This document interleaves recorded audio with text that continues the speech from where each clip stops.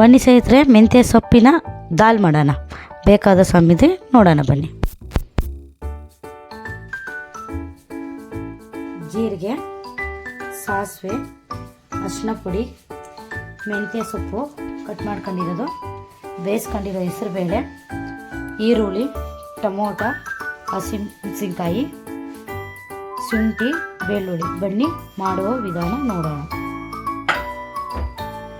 ಬನ್ನಿ ಒಂದು 4 ಸ್ಪೂನ್ ಎಣ್ಣೆ ಹಾಕೊಳ್ಳೋಣ.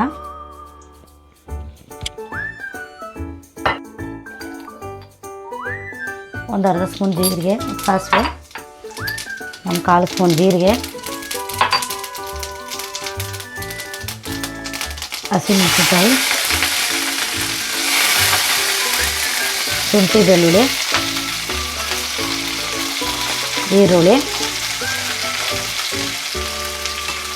ಇದು ಚೆನ್ನಾಗಿ ಫ್ರೈ ಮಾಡ್ಕೊಳ್ಳೋಣ. ಈರುಳ್ಳಿ ನೋಡಿ ಕೆಂಪಾಗಿದೆ. ಈಗ ಬನ್ನಿ ಟೊಮೊಟೊ ಹಾಕೊಳ್ಳೋಣ.